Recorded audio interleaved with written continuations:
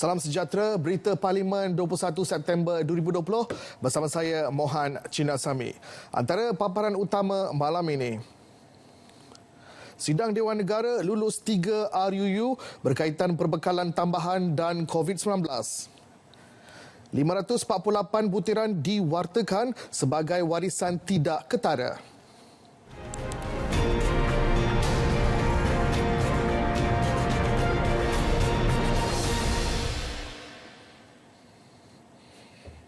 Dewan Negara hari ini meluluskan 3 rang undang-undang iaitu RUU Perbekalan Tambahan 2019-2020, RUU Perbekalan Pengutukan Semula Peruntukan Perbelanjaan 2020 dan RUU Langkah-Langkah Sementara bagi Pembiayaan Kerajaan Penyakit Coronavirus 2019 COVID-19 2020. Kesemua RUU itu diluluskan tanpa sebarang pindaan setelah dibacakan kali ketiga oleh Timbalan Menteri Kewangan 2 Muhammad Syarah Abdullah, manakala RUU Langkah-Langkah Sementara bagi pembiayaan kerajaan COVID-19 2020 dibentang dan dibahaskan oleh Menteri Kewangan Tengku Datuk Seri Zafrul Abdul Aziz.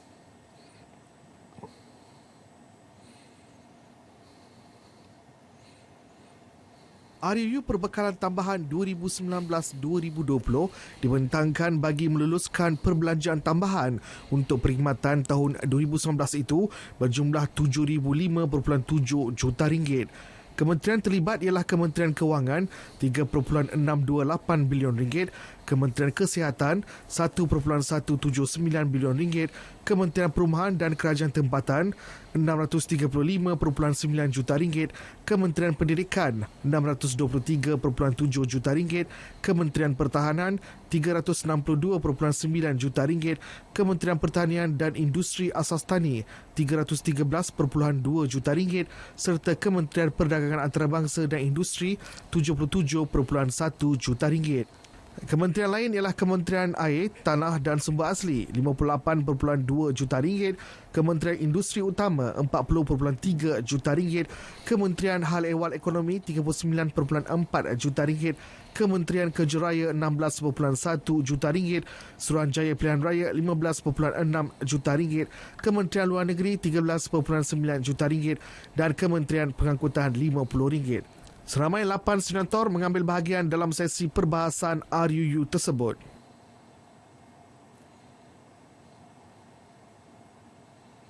Bagi RUU Perbekalan Pengutukan Semula Peruntukan Perbelanjaan 2020, ia bagi mendapatkan kelulusan penyesuaian perbelanjaan sebanyak RM7,180,83,200. 9 ahli Dewan Negara mengambil bahagian dalam sesi perbahasan RUU tersebut sebelum RUU itu diluluskan tanpa sebarang pindaan. Dalam memastikan permohonan peruntukan itu, jelas Muhammad Sahar, adalah berikutan penyusunan semula beberapa kementerian, penubuhan beberapa kementerian baharu dan pembubaran satu kementerian selaras pembentukan kabinet baharu pada 10 Mac 2020. Ia juga bagi mengoptimumkan penggunaan sumber bagi memantapkan sistem penyampaian kerajaan selain memastikan pertindihan fungsi antara kementerian dapat dikurangkan. Pengutukan semula RUU tersebut tidak melibatkan pertambahan perbelanjaan baharu.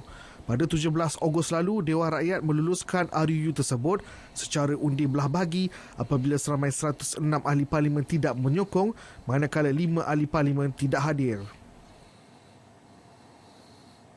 Sehingga 4 September lalu, 331,000 individu telah memohon program subsidi upah PSU bagi mengkalkan sebanyak 2.7 juta pekerja bernilai 10.7 bilion ringgit.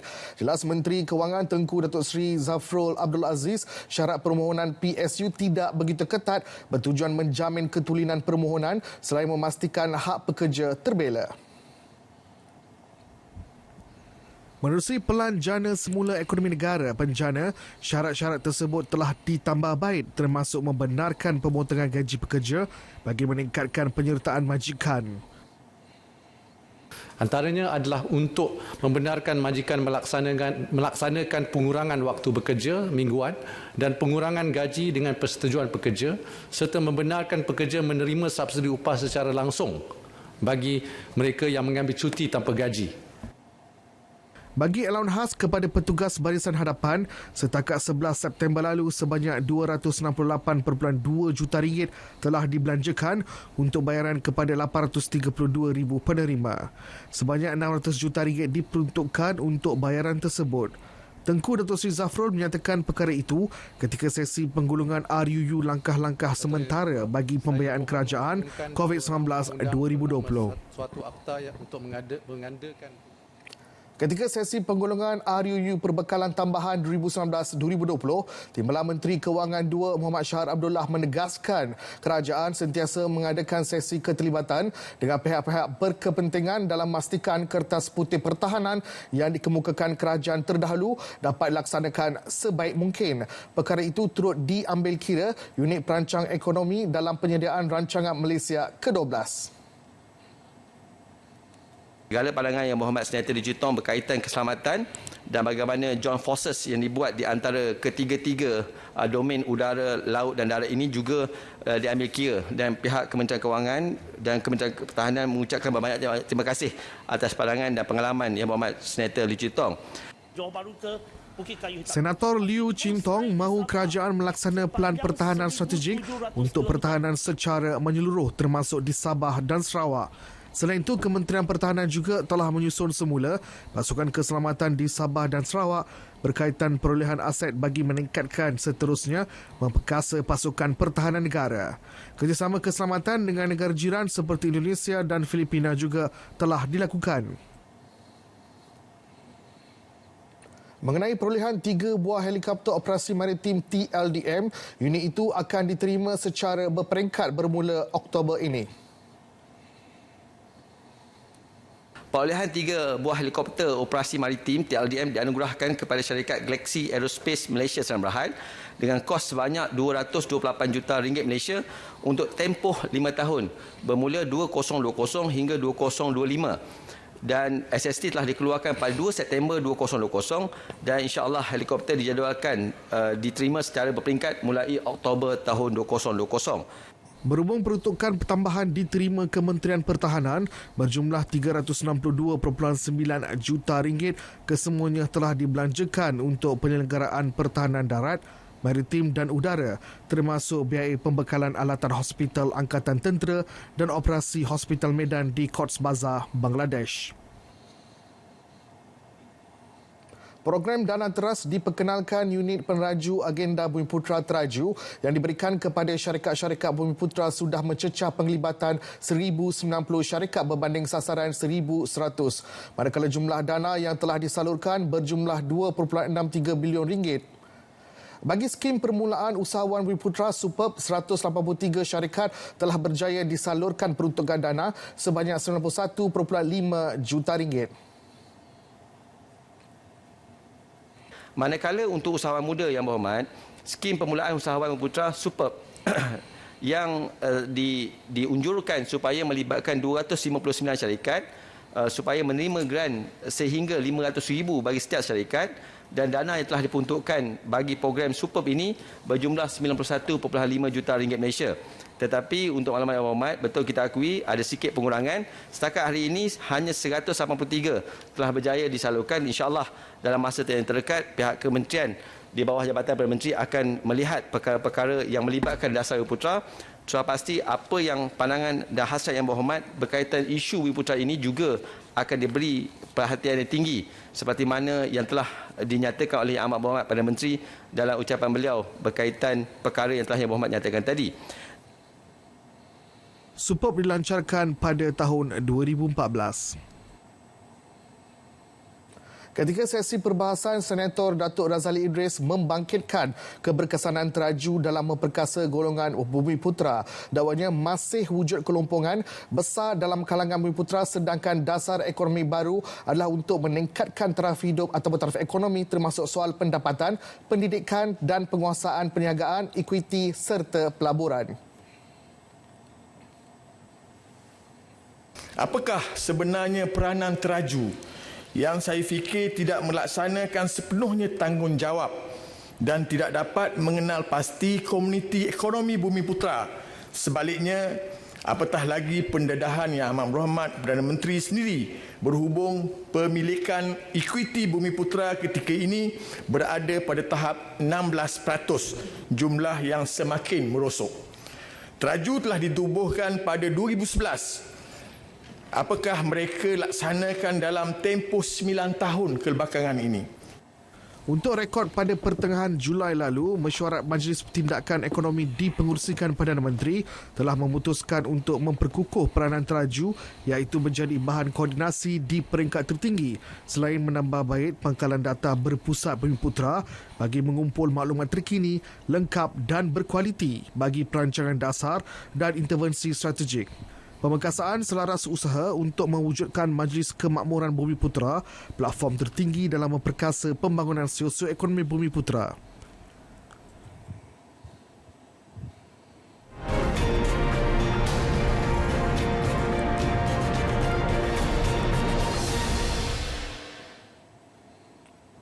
Sebelum sesi soal jawab bermula, Menteri di Jabatan Perdana Menteri Datuk Tauhidin Hassan mencadangkan pelantikan 5 ahli Dewan Negara bagi mengikuti jawatan kuasa pemilih untuk tempoh penggal ketiga Parlimen ke-14. Usul dikemukakan mengikut peruntukan Peraturan Mesyuarat 70, Peraturan-Peraturan Majlis Mesyuarat Dewan Negara. Mereka ialah Senator Tan Sri Dr. Rais Yatim selaku Yang di-Pertua Dewan Negara, Senator Datuk Sri Abdul Halim Abdul Samad Timbalan Yang di-Pertua Dewan Negara, Senator Idris Ahmad, Senator Susan Chermai Anding dan Senator Lim Hui Ying. Usul tidak dibahaskan dan dipersetujui semua ahli Dewan Negara. Senator Tan Sri Dr. Rais Yatim dalam ucapan balasnya merakamkan penghargaan dan akan memastikan urusan bina negara dapat diteruskan.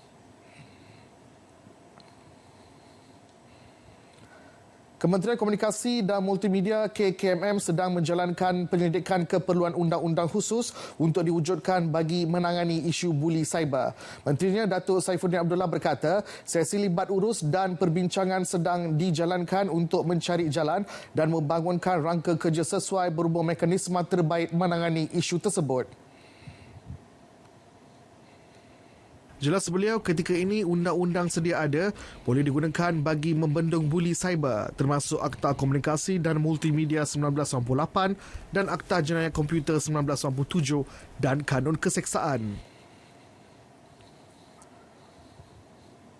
Undang-undang ini boleh digunakan oleh pihak penguatkuasa untuk melaksanakan penguatkuasaan bersama undang-undang sedia ada yang lain termasuk di bawah perundangan sivil tertakluk kepada fakta kes. Undang-undang secara umumnya tertakluk kepada semakan secara berterusan termasuk Akta Komunikasi dan Multimedia 1998.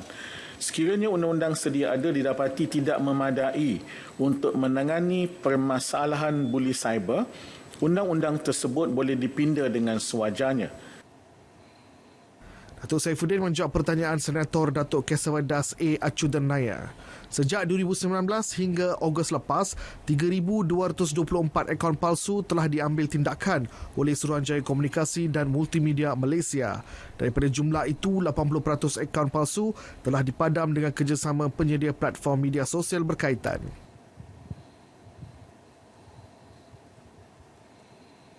Kementerian Pelancongan Seni dan Budaya melalui Jabatan Warisan Negara telah mewartakan sejumlah 548 butiran bawah Akta Warisan Kebangsaan 2005 sebagai warisan tidak ketara. Ia meliputi aspek bahasa dan persuratan, adat dan budaya, seni persembahan serta seni halus. Jelas Menteri Pelancongan Seni dan Budaya Datuk Seri Nancy Shukri, pihaknya juga sentiasa berusaha mengangkat seni dan budaya negara agar dikenali global serta mendapat pengiktirafan masyarakat antarabangsa. Imotech telah berjaya memperolehi pengiktirafan ke atas makyong pada tahun 2005. Dondang Sayang pada tahun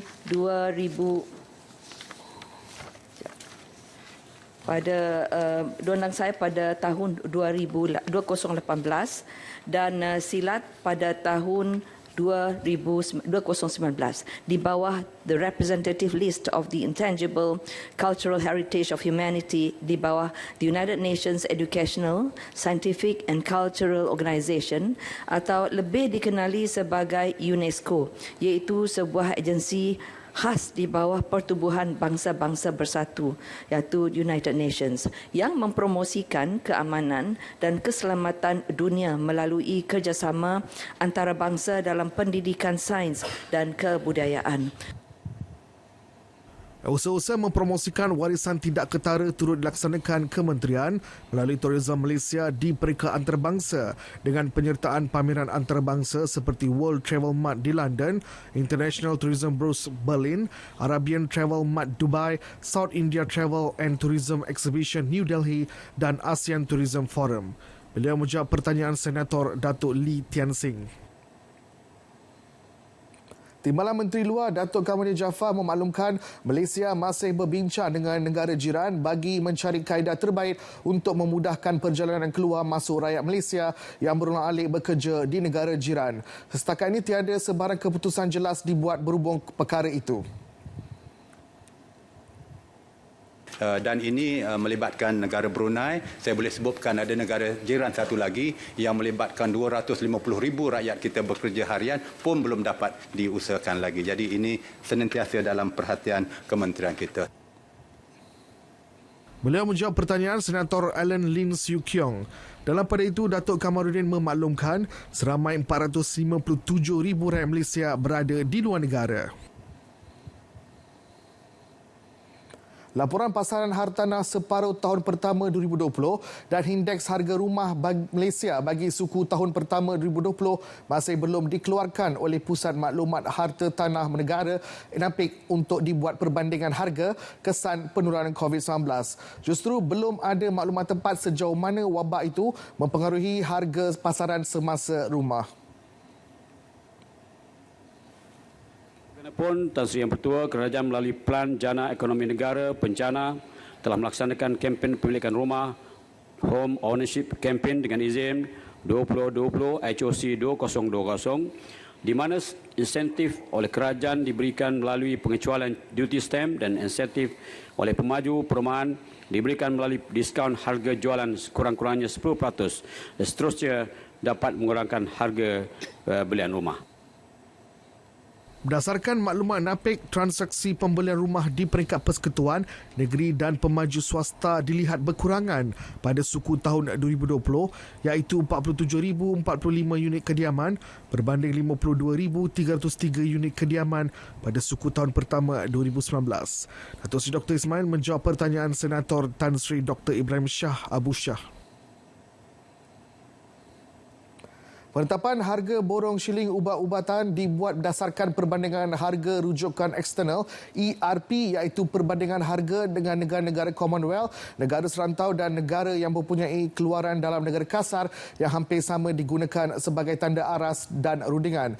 Timbalan Menteri Kesihatan 2 Dato' Aaron Agu Dagang menjelaskan ia bagi memastikan harga ubat di Malaysia setaraf dengan negara berpendapatan menengah atas dan tidak melebihi harga ubat di negara berpendapatan tinggi.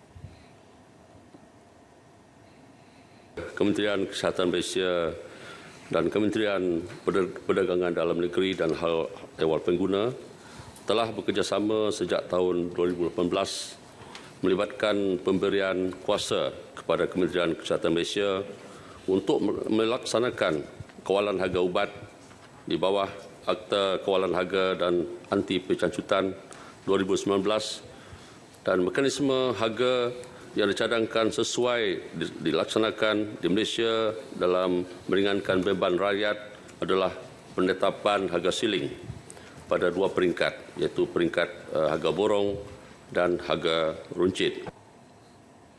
Penjelasan itu bagi menjawab pertanyaan Senator Liu Ching-tong. Mengulas lanjut penetapan harga runcit siling pula akan ditentukan berdasarkan aras tokokan secara regresif mengikut harga borong siling. Dalam perkembangan lain, bilangan doktor dalam sektor awam perlu ditingkatkan bagi memenuhi keperluan perkhidmatan kesihatan semasa dan akan datang.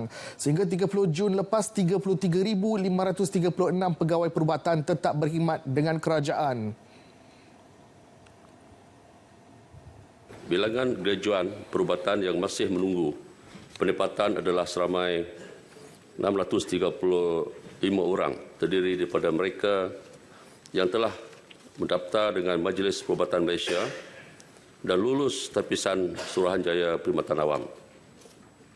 Mereka akan ditawarkan pelantikan seterusnya bagi sesi pengambilan ke-6 tahun ini, tahun 2020, yang dijadualkan pada 26 Oktober 2020, tertakluk pada kekosongan slot latihan siswa sah sedia ada.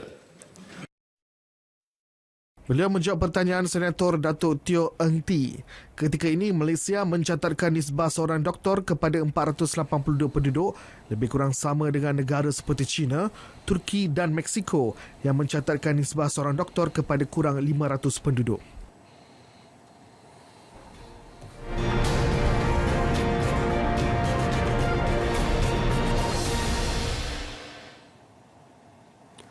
Peruntukan RM20.9 juta disalurkan Jabatan Kemajuan Orang Asli JAKWA sebagai bantuan kepada masyarakat orang asli yang terjejas susulan penurunan wabak COVID-19.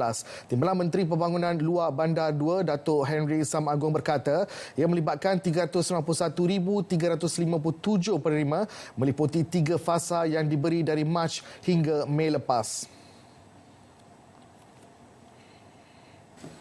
Bantuan ini melibatkan penyaluran bantuan asas bakul makanan dan sabun antibakteria bagi setiap keluarga, susu tepung kepada anak-anak orang asli serta pelitup muka dan cecar sanitasi kepada Tok Batin dan Jawatankuasa Pembangunan dan Keselamatan Kampung Orang Asli yang terlibat dengan pengagihan bantuan bagi mencegah penularan COVID-19. Beliau menjawab pertanyaan Senator Manolan Mohamad. Sementara itu, sebanyak RM2 juta diperuntukkan JAKWA kepada usahawan orang asli pada tahun ini. Peruntukan berupa geran bantuan kepada usahawan orang asli dan koperasi orang asli bagi membantu penyediaan peralatan, premis dan program. Kementerian Pengangkutan telah mengadakan sesi libat urus dengan pihak penyedia kenderaan perkhidmatan awam e-hailing bagi menyediakan perkhidmatan kepada individu yang telah mengambil minuman beralkohol. Ia bertujuan mengubah minda individu berkenaan untuk tidak memandu selepas mengambil minuman beralkohol, sebaliknya menggunakan kenderaan perkhidmatan awam. Program kempen Don't Drink and Drive juga sentiasa dilaksanakan dan program terbaru adalah pada 17 Julai 2020 mulai pukul 5 hingga 11 malam di premis restoran dan premis menjual minuman keras di sekitar Bandar Kajang dan Semenyih, Petaling Jaya dan juga Puchong. Program yang sama juga secara berterusan diadakan di seluruh negara termasuk di Pulau Pinang, Kuching dan Kota Kinabalu. Selain itu, pihak kementerian juga telah mengambil inisiatif untuk berbincang bersama pihak pengusaha atau pengilang minuman beralkohol untuk meminta pihak pengilang meletakkan label amaran bahaya pemanduan di bawah pengaruh alkohol. Tambahnya lagi, salah satu program utama yang telah dilaksanakan oleh pihak kementerian adalah program Tiada Minggu Tanpa Advokasi. Sehingga kini 1,866 program telah dilaksanakan sejak diperkenalkan pada 2004 merangkumi seluruh kategori advokasi kempen keselamatan jalan raya. Hasbi menjawab pertanyaan Senator Ismail Yusof. Kementerian Pendidikan KPM sedang merangka dan mengkaji kaedah untuk bekalkan alat peranti pengajaran dan pembelajaran PDP khusus untuk murid daripada kelompok B40. Timbalan Menterinya Datuk Dr. Ma Hang Sun berkata, disebabkan Perintah Kawalan Pergerakan PKP, penggunaan dan pendedahan aplikasi digital semakin meningkat dalam kalangan guru dan murid. Bagi tujuan PDP secara dalam talian, mereka menggunakan platform pembelajaran digital iaitu Digital Educational Learning Initiative Malaysia DELIMA yang membolehkan akses kepada buku teks digital, video PDP dan kuis. Berdasarkan kepada data pada 11 Julai 2020, 93.4% populasi guru di Malaysia telah menggunakan DELIMA. Dan selain daripada itu, 62.4% populasi murid di Malaysia juga telah menggunakan platform tersebut. Beliau menjawab pertanyaan Senator Raj Muni Sabu. Kementerian Sumber Manusia melalui Jabatan Tenaga Malaysia giat menganjurkan program promosi kepada belia terutamanya anak muda di luar bandar bagi menyertai kursus-kursus yang diperkenalkan Institut Latihan Jabatan Tenaga Manusia ILJTM. Turut disasar adalah industri berkaitan ILJTM. Hasil promosi yang telah dilaksanakan, Kementerian Sumber Manusia telah menerima permohonan untuk mengikuti latihan yang begitu menggalakkan daripada belia lepasan sekolah. Setiap tahun, kapasiti latihan di semua institut latihan kemahiran bagi kursus sebelum masuk hampir dipenuhi, dan pada tahun 2019, Jabatan Tenaga Manusia telah melatih seramai 17,040 pelajar bagi kursus penuh masa dan 55,182 peserta bagi kursus separuh masa. Manakala bagi tahun ini Tan Sri, sehingga Julai 2020, enrolment kursus penuh masa adalah sebanyak 18,788 pelajar dan separuh masa adalah 10,792 peserta bagi kursus separuh masa. Datuk Seri M. Saravanan menjawab pertanyaan Senator Idris Ahmad. Pelbagai langkah lakukan bagi memastikan rakyat tidak terpengaruh dengan gerakan anti vaksin yang cuba mempengaruhi ibu bapa untuk menolak vaksin. Ke arah itu, penyebaran maklumat kepada orang ramai turut digiatkan selain latihan diberikan kepada petugas kesihatan di lapangan agar mereka mahir memberi penerangan mengenai vaksin kepada masyarakat. Antaranya adalah pendidikan kesihatan mengenai kepentingan imunisasi diberikan seawal semasa ibu mengandung. Kedua, menyediakan kit info imunisasi untuk golongan aplikasi yang mengandungi informasi sesuai untuk orang awam dan juga anggota kesihatan. Ketiga, menyediakan maklumat yang sahih, fakta-fakta dan informasi tentang vaksin di laman rasmi kementerian, iaitu di web portal My Health dan platform media sosial Kementerian Kesihatan.